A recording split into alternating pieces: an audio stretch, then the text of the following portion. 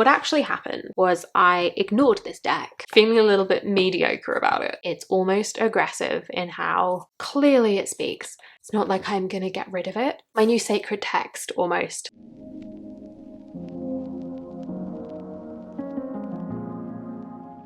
Hello everybody, it's Sylvie. Welcome or welcome back to Tarot Magpie. I hope you're doing all kinds of good today.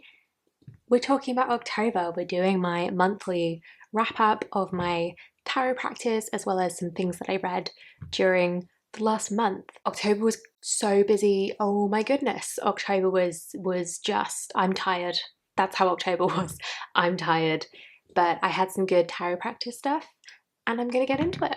So I was relatively conservative with the amount of decks that I put on my sort of reading table, as it were. In reality, I have the one desk that does everything, but my metaphorical reading table.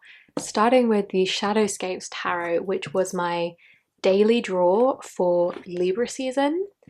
And I don't know where I sit with this deck. I really don't. It's beautiful. I kind of don't feel very attached to it. I kind of don't have a very strong opinion about it, which is unusual after having pulled a card a day for like 30 days or whatever. I'm very meh on it, and I think the guidebook as well, I'm kind of, what did I highlight? What's this little koala doing? Oh, there was a reference to entropy. That's why the koala's here. In the Eight of Wands, presumably. Anyway, the guidebook is fine. Again, I kind of don't really have an opinion about it. I did do one or two of the tarot spreads. These are written by Barbara Moore. The actual card descriptions are written by Stephanie Pumanlaw, who did the illustration, which is nice because I like to read the artist's words about their art. So I did appreciate that, and it was a nice little description of the image. It didn't really feel to me like a tarot card interpretation rather than an interpretation of what's going on in the image, which sounds like it should be the same thing. I don't know, I just didn't really connect to it, which is gutting because I wanted this deck for so long.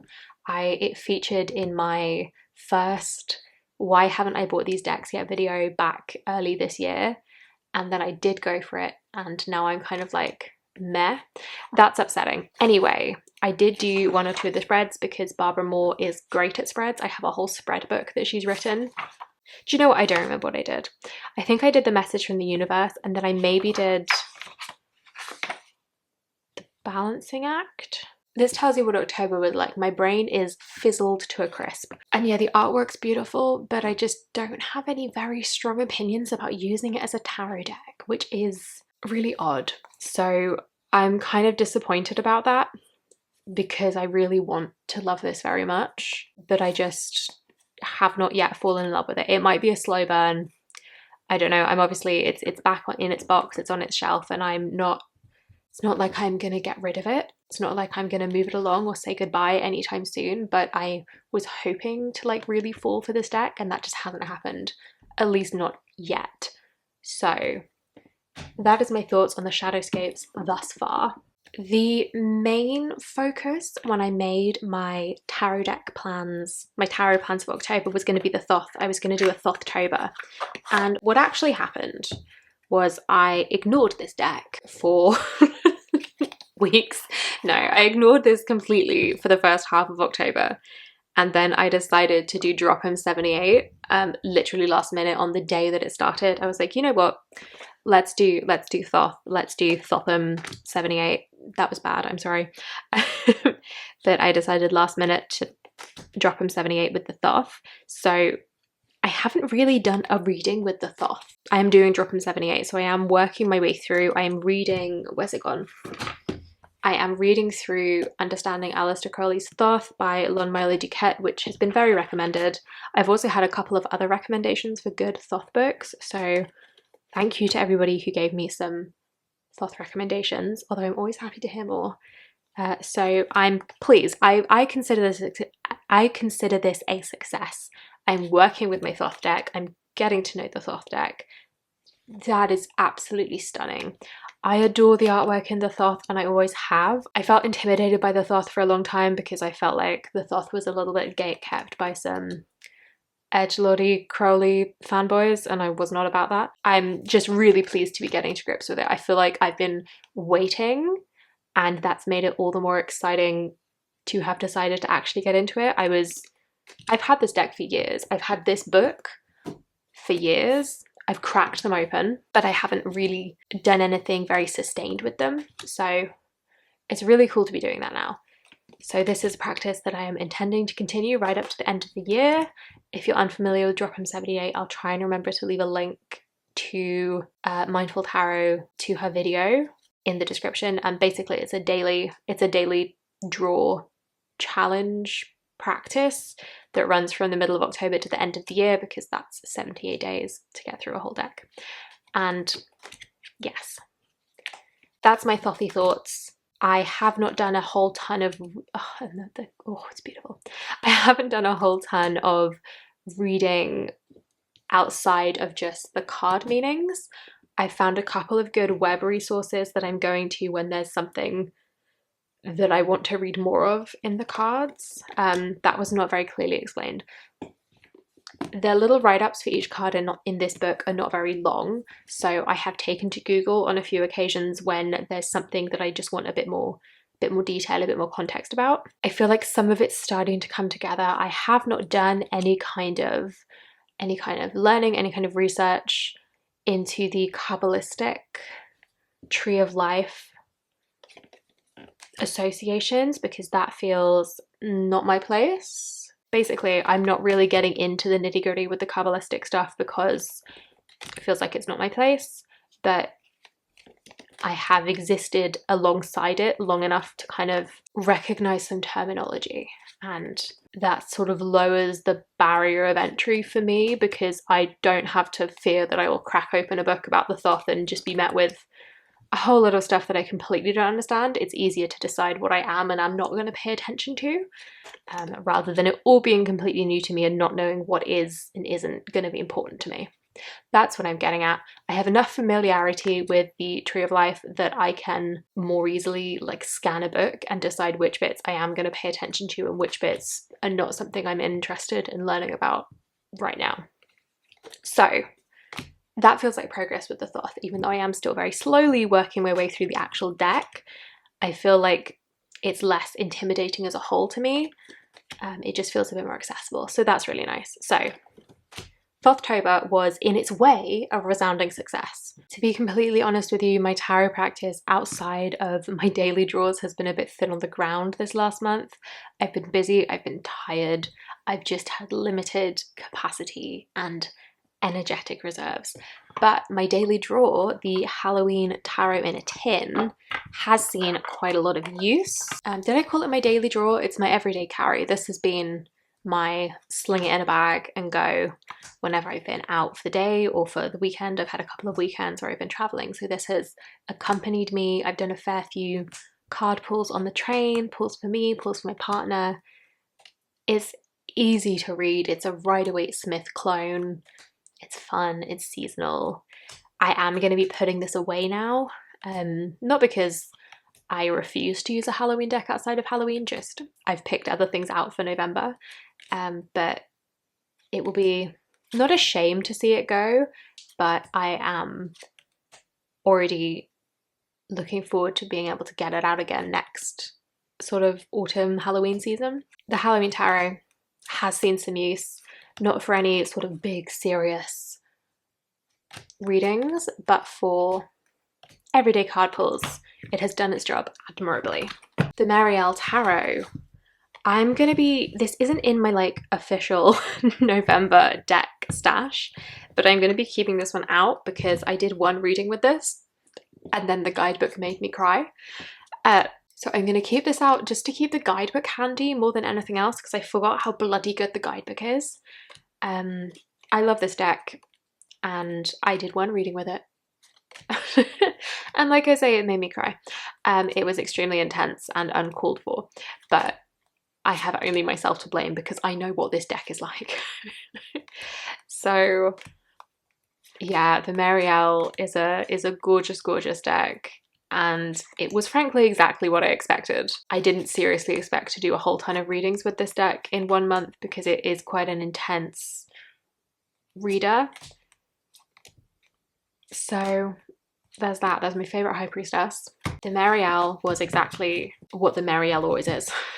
We'll go to these two, these Oracle decks, the Prairie Majesty and the Song of the Grandmothers. I don't know if I did any readings with these, and I don't think I pulled the Prairie Majesty a whole ton, but the Song of the Grandmothers was really nice to just have out to pull a single card from at various points throughout the month.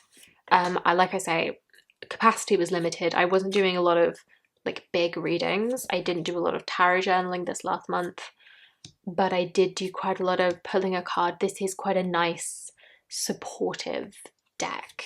So it was really lovely to have. And I really like the guidebook. I really love reading the messages. It just feels very, when things are feeling, I've been feeling very stretched. I've been feeling very close to like burnout this last month. It's a lot to do with the weather. It's always tough when it gets cold and dark. And every year it is tough, and every year it is frustrating how tough it is. It's one of those things where just because I know it's coming, I feel like it should be easier, but it's not. It's one of those things you can't really prepare for it in any way that makes it actually easier when it hits. So this has been a lovely deck to have, to feel like a little bit of a hug, a little bit of support. Yeah, it's been really valuable. It's been really helpful.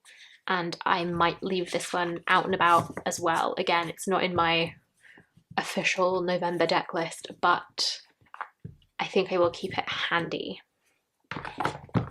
Prairie Majesty, I think I used this in videos as a like potential deck pair more than I actually used it as a reader. So I feel like I've seen it a lot this last month, but I've not really used it. It's weird.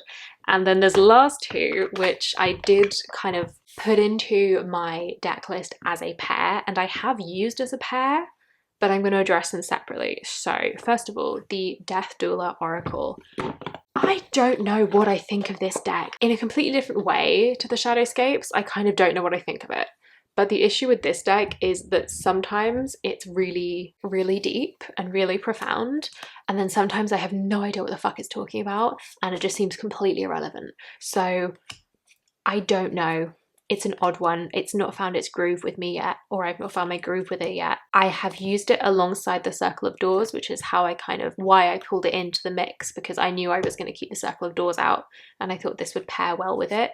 Looks absolutely stunning, but it's either on point or completely missing the mark, to the point where I've pulled a card in one of the readings that I did, and then I was like, this makes so little sense to me, I'm kind of going to ignore it.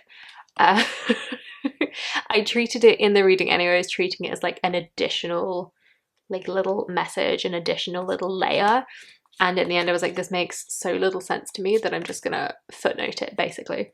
I don't know. And I think the issue is that on the one hand the guidebook is really cool because it has like different like practices and exercises and rituals to try, but then on the other hand some of the cards don't have any of that. Some of the cards are like quite hyper specific to what they're referring to, and I think maybe the problem is me. I think maybe I need to figure out how to use it and how to utilize it in a reading. Maybe it's not one that is simply not meant to bond with tarot, but I think some of the cards are more like either practical like advice, like they're speaking to rituals and practices, or they are very specifically about like end of life stuff, which has limited relevance in what I'm reading about. You know, it's not always going to be particularly relevant. It's not always going to make sense with the cards I'm pulling in the context that I'm reading for. So still finding my way with this one, feeling a little bit medium, feeling a little bit mediocre about it. I'm not giving up on it, but it has not sort of flown to the top of my list. Finally, the Circle of Doors Tarot, which is very firmly at the top of my list. I absolutely love this. Whenever I last spoke about it, I said much the same. I said this deck is incredible. I love it. And it is really powerful. The guidebook's amazing. The keywords, it just reaches in and grabs me by the soul and drags me to see whatever it is, whatever answer to my question. It's It's almost aggressive in how clearly it speaks. Like, this deck enunciates, you know? I love it. I love it. I've had a couple of, like I said, I didn't do a whole bunch of readings this month. I read with it with the Death Doula once or twice, and I did a couple of readings of it just this deck. It's fantastic. It's really, really fantastic. It's so powerful. What have I said that I haven't said before? I don't know. I've learned the hard way that I cannot pull this out when I don't have the time to spend like an hour doing a tarot journal about it, like writing it out and writing about it, because it opens so much up for me. It feels like a missed opportunity if I try and read with this and then don't like get into it and get into the guidebook and journal about it. So that's really cool, because I don't think I have another deck that does exactly that. I have other decks that I want to spend a long time with, like for instance, where have I put it? The Marielle Tarot. I can't do a quick reading with that deck because I spend so much time in the guidebook, but it's in a different way. This is a very contemplative deck for me. I pulled this chariot in one of my readings. One of my favorite chariots, easily.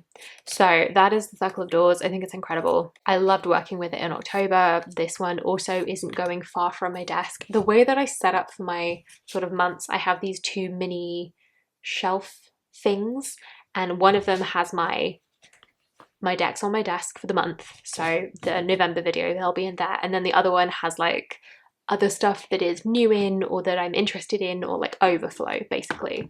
And this is staying out because it's just so good. I'm not ready to put it away yet. October was a bit of a mixed bag reading wise. I kind of felt a bit all over the place with my decks. I was left feeling very, very confused about, I'm like, where, you know, like, what are we? Where do we stand? We need to define the relationship. But I loved others. I'm really happy with my Thothtober progress. I should talk about books. First of all, because I've already shown it, Understanding Aleister Crowley's Thoth Tarot by Lon Milo-Duquette. I have been dipping into this. I have by no means read it cover to cover. I have not read the mass of front matter about introducing the cards. I've dipped into bits and pieces of it, but I have been reading it and I have been enjoying it. I think it is an accessible book. I know that Crowley's writing is a bit dense, is really quite hard to read.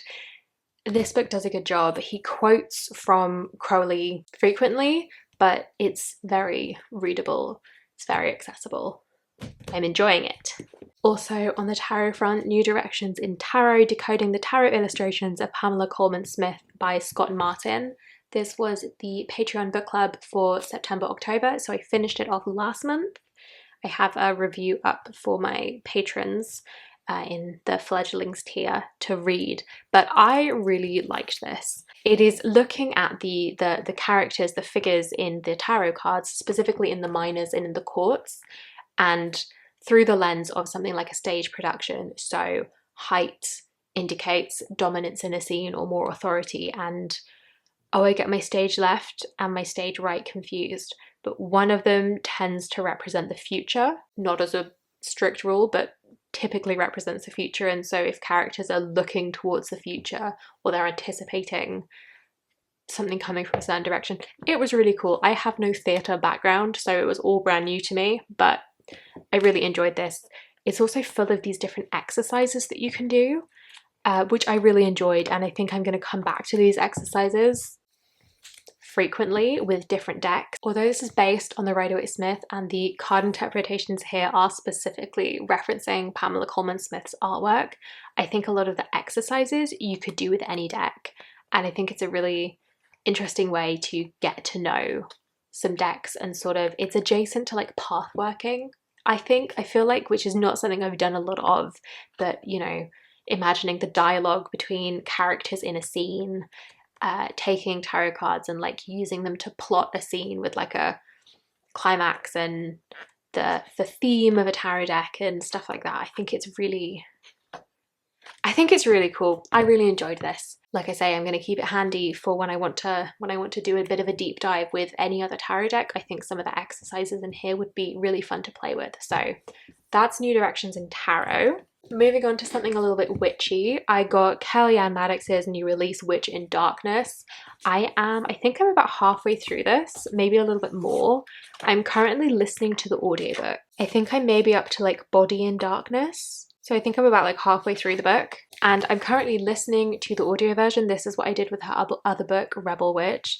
I listened to the audio so that I could kind of have a picture of the book, and I can go to the contents and I can pick what feels relevant to me, read what I want to kind of go back to, having listened to the whole thing.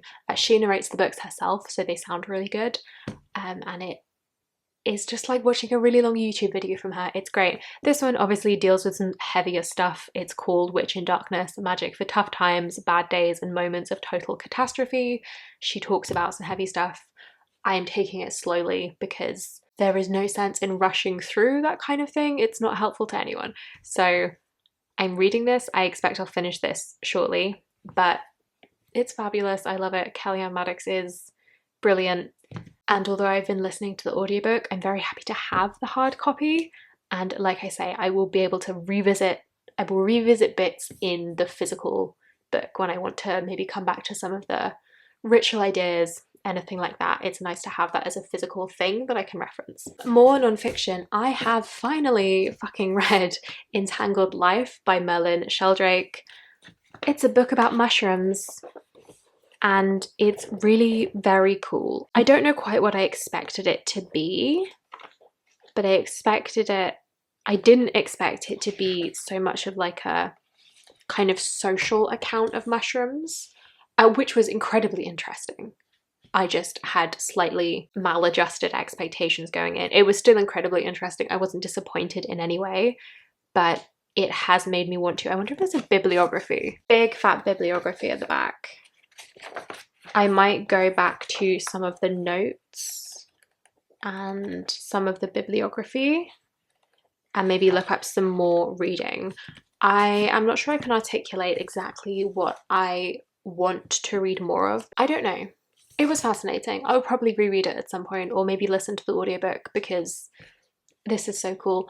I am all about this like entanglement, the interconnectedness of everything. This is so big for me right now in my personal reading and my personal practice and the ideas that I'm thinking about, along with The Web of Meaning, which I have finally finished. I cannot begin to articulate my thoughts on this, so I'm not gonna try, but I absolutely loved this book. Fascinating, talks to me exactly how my brain works. I will say both of these two, I've got into my thoughts a little bit more on a video over on Patreon. If you're a nestling or a fledgling, you've got access to that. My thoughts are still cooking. My thoughts are to be confirmed, but I'm talking about this group of related ideas and some books and some decks and things that pick up on those ideas. In the meantime, I'm continuing to marinate my thoughts about this, and I'm sure that this book, and specifically the ideas that came up in this book, will pop up again and again on this channel because it was just fantastic. This is like my new sacred text almost. What was that tag? Maybe it wasn't a tag, but it was a video that somebody did months ago that was non-spiritual books that are spiritual to me or something. This is one of those books. I love it. I love it. It's fantastic. Is that everything? Let me check my story graph. What else did I read? So I listened to the audiobooks for The Age of Magical Overthinking and Cultish, The Language of Fanaticism by Amanda Montell. I listened to these because they were available through my library app, not because I had any particular prior interest in them, but they were really interesting. Cultish is about the language of fanaticism, and specifically how language is such a key component in getting people to join cults and to subscribe to things that are not strictly cults but are cult-ish, like, you know, exercise fads. Soul Cycle is an example that she used, and how the use of language and the use of group language is so key in allowing these things to sort of take shape, which is completely fascinating.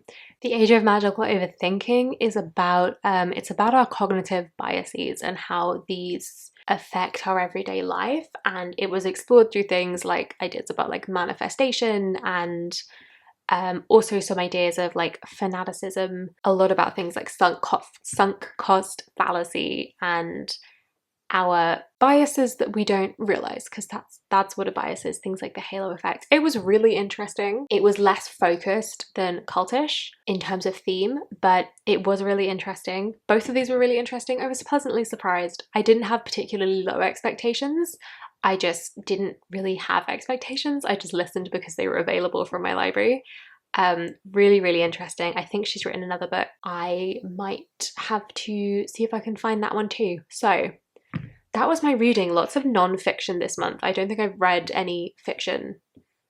I think I've read a couple of the Shauna Maguire Wayward Children series right back at the beginning of the month. I'm now waiting for the next 2 in the series to become available from my library.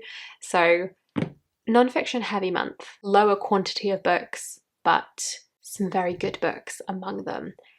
And that is everything I have for you today. I feel like I've been talking for a really long time. I don't know how long this video will be, but that was my October. It was overall good, but wow, am I tired. That's my conclusion from October. I want to do more I feel like I've missed reading for myself because I haven't done as much as I would usually like to, because I've just not had the capacity. But you know, that's how these things go. So I'm gonna let you go. Thank you so much for being here. Thank you for watching. If you've made it this far into the video, I really hope you have enjoyed it. Let me know what you think. If you want to see more from me, I will link my Patreon down in the description below, along with a link to my Etsy store for readings or my tarot spread mini zines. Give me a like if you liked it, subscribe if you haven't already, and I will see you in the next one. Bye bye!